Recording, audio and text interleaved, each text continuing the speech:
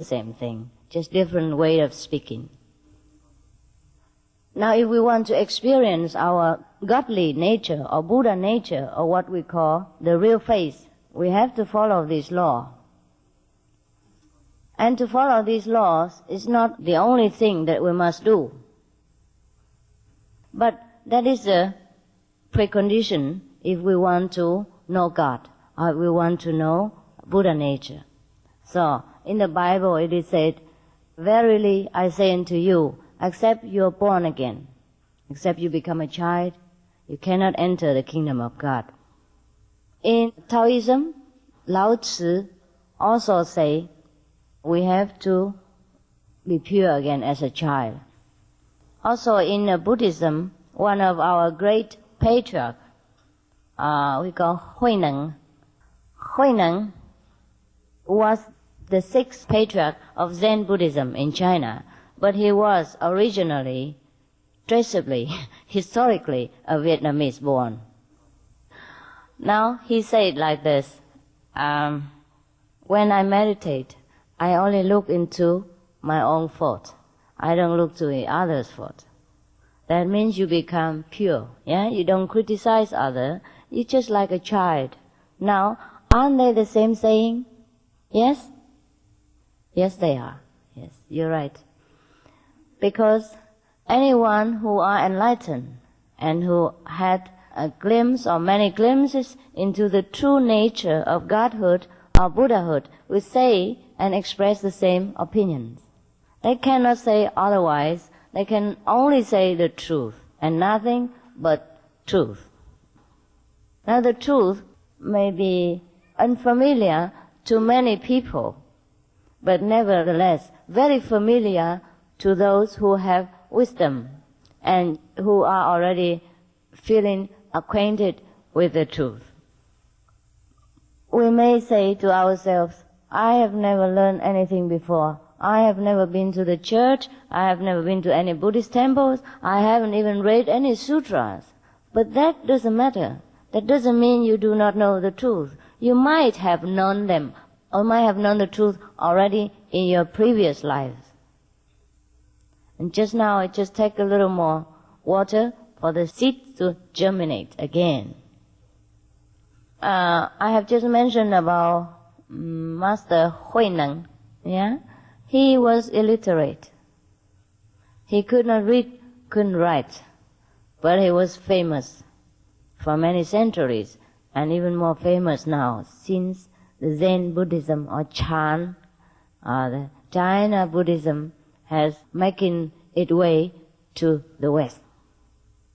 Because the God nature or the kingdom of God within us or the Buddha nature is inborn within us. This is what we call wisdom in the scientific terminology, or what we explain as the 95% of the capability that we have not used. Because the scientist has proved that we use only 5% of our wisdom, of our brain capacity. Now, fancy we can use 100%. The one who can use 100% of his wisdom or intelligence, that is a Buddha, that is a Christ, that is a Lao Tzu, that is a Krishna, or Mohammed, or whoever you believe is the greatest brain power in our world. They are the ones who know the secret of access into the whole kingdom of our intelligence. That's what we call the kingdom of God. Everything lays within ourselves. The nirvana is the same thing. Buddhas, Christ are all born out of this kingdom of God. No one has been born without this kingdom of God or without this Buddha nature. Just like the waves born from the ocean. Now, is there any way to gain control over this 100% of our intelligence? Yes, there is the way. There are many ways. There are short ways, long ways, big ways, small ways, yeah. easy ways and difficult ways. Some people do them with prayers, fasting, austerities, or all kind of efforts. Yeah?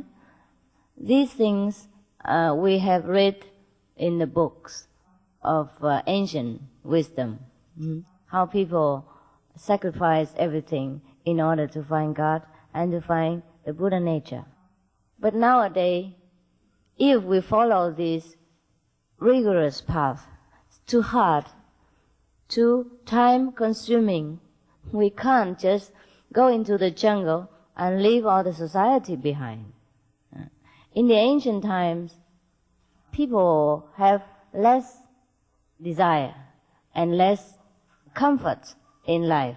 Even though they want it, they couldn't have it. Nowadays, we have more temptations due to more comfort.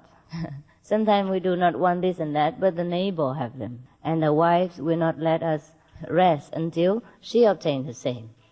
Or the husband, vice versa. Yeah? In the olden days, people will be satisfied if they have just few clothes and a little bit things to eat. There are no newspapers, communication, no TV. Therefore, people are not tempted to want more things. So their times are more in plenty. They can use them to practice on their hobby, like to find God. Now to find God is also a hobby, anyhow. For me, it's a hobby. Yes, it's a very pleasurable hobby. Now people have different hobbies, but the greatest hobby they forgot, that is how to find God, how to find the Buddha nature within. It's not as difficult to find God as to earn money. I may tell you. When I was earning money, it was very difficult. We're working very hard, 8-10 hours a day. And then even that, we squander away very fast if we're not careful. And even if we are careful, we can make the ends meet a little bit, and a little bit more for the old age, nothing more. But if we find the kingdom of God, it lasts forever. Whatever intelligence, wisdom, happiness, joy we find, it will always be ours. Never ever will be squandered away. Never ever anyone can steal it from us. And even then, our material gain will also be on the way. Therefore, in the Bible, it says, seek you first the kingdom of God, and then all the things shall be added unto you. That's why the ancient people, they know where the everlasting happiness is. So they practice a way of life, a Tao, practice the Buddhist way or the Christ way. I was born as a Catholic and a Buddhist, so I have to speak for both. I also